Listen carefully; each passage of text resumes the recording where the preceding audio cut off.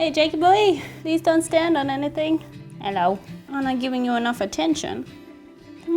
I'm trying to record videos. Oh God. Still in the limelight? Yeah? You're very close to my face. Oh, now I have Jake hairs all over my top. Cannot wear anything black around Jake. Good morning, lovely people, and how are you today? That'd be great if you could respond in real time while I'm filming this. Oh well. Day 5 was Monday, January 28, 2019, and wow, what a stunner of a day. The sky was clear and blue, and there's just something about London when you get it on a clear blue day. It's just beautiful. But wow, was this the coldest day ever. It was so cold. I don't care what the temperature said it was that day, but it felt like it was about -5 or -10 degrees Celsius. It was so cold, holy wow, it was freezing. This was the coldest day that we were in London. You know it was cold because I was wearing my beanie, and I hate wearing my beanie because I have quite a round face as it is. When you just slick the hair back and put it in a beanie, it just makes me look like I have a pumpkin for a head. And I was still wearing my beanie. That's how cold it was. Even though it was so cold, we actually saw quite a bit on day 5. So we saw the Stock Exchange, we saw the Royal Exchange, we saw Tower of London and Tower Bridge and the Tate Museum, and it all started back at St. Paul's Cathedral on this beautiful blue sunny day. We were on our way to the Stock Exchange, but when we got off the tube, we had to get off at a station near St. Paul's Cathedral to get to the Stock Exchange. So we detoured through St. Paul's Cathedral again, and it was even more stunning with the backdrop of a blue sky behind it. It was just so beautiful. St. Paul's Cathedral and the London Stock Exchange are kind of right near each other, but in between is this gate called Temple Bar. And historically, it's the only surviving gateway into the city of London, which is pretty cool. And it's a pretty nice looking gateway as well.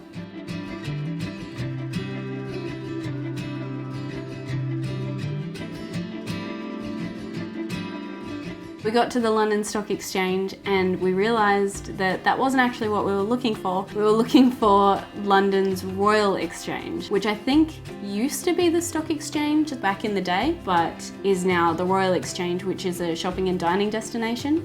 But that's the actual place we were looking for.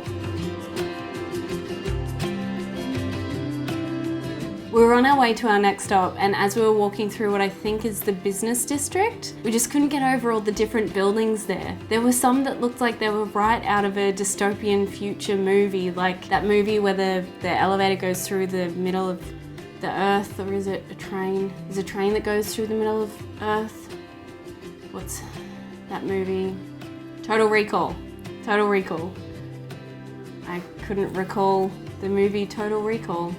Or like Fifth Element, I love that movie. It seemed like it was a building out of one of those movies. It was just really interesting walking through the streets and seeing these modern dystopian looking buildings juxtaposed against the historical architecture of England. It was just a really interesting mixture.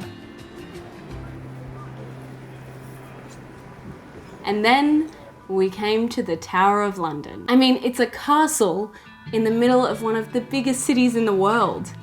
It just, wow. Tower of London has all of this amazing history. It's where people of royal blood lived and died, prisoners were kept and executed, there were coronations, there were murder allegations, military training, and elephants. Yeah, there were even elephants in the Tower of London. And all of this we didn't know until the next day when we bit the bullet and bought tickets into the Tower of London as our first paid tourist attraction, and it was so worth it. But that is just a whole nother video in itself. We didn't buy tickets on that particular day because we already had things planned and people that we were going to go see. But how beautiful does the Tower of London look against the blue sky? It was the perfect day to come across Tower of London.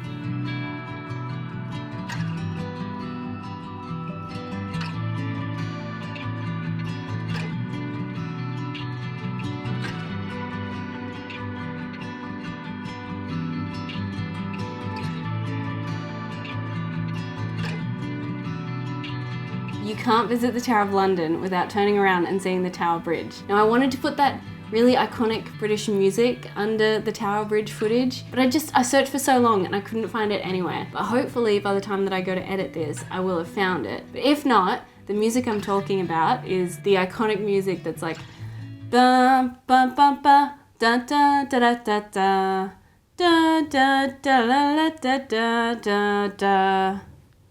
I know I should be a singer.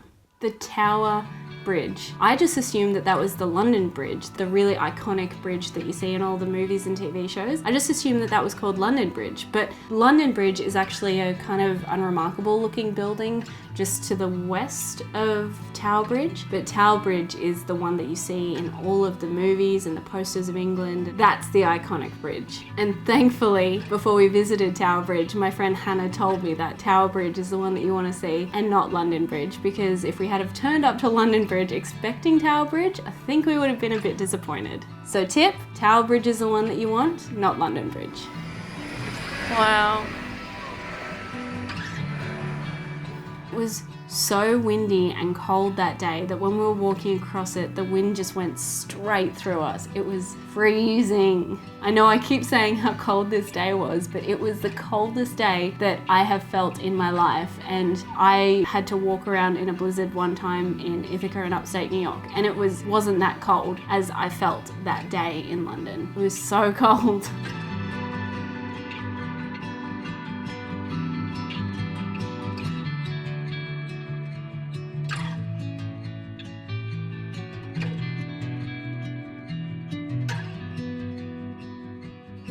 After we crossed Tower Bridge, we walked west along the south end of the Thames to get to Shakespeare's Globe. I love theatre and I love Shakespeare, and it was always one of those places that I wanted to visit if we were ever in London. And I'm so glad that we got to see it. But unfortunately, when we were in London, all of the shows were sold out already. So we didn't get to see a show in the Globe, but just seeing it from the outside was really cool.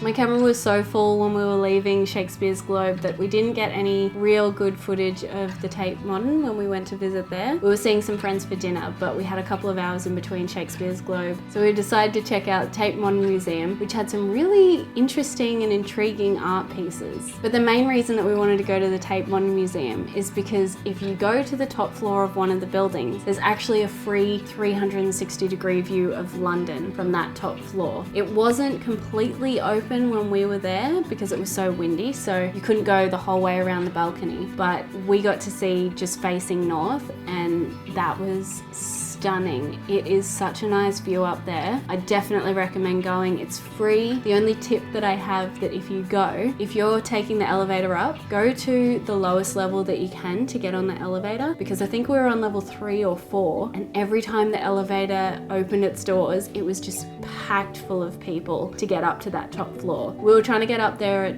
dusk, so I don't know if that's a really popular time to get in the elevator to go up and see the views of London. I think we were waiting there for maybe 15 minutes, and we just decided to walk up all the stairs to get to the top level. So there are maybe 13 levels or something in the Tate Modern Museum, so we ended up walking up all of those stairs. Just be aware that if you can't walk upstairs, or if you don't want to, if you've had a big day of exploring and you want to catch the elevator, maybe go to the lowest floor you can to get on the elevator, because otherwise it's just going to be packed. Or maybe it was just the time of day as well, I'm not sure.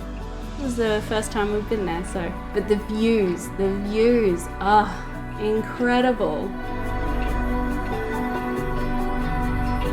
But yeah, that was pretty much our day. Thanks so much for watching, especially if you've watched all of the London videos so far. I mean, this is day 5, so if you like this video, please like, comment, subscribe, let me know your London adventures, or if this is interesting or if you hate it, I don't know, let me know either way. I really appreciate you watching and sticking around to the end, and I guess I'll see you in the next one. Bye.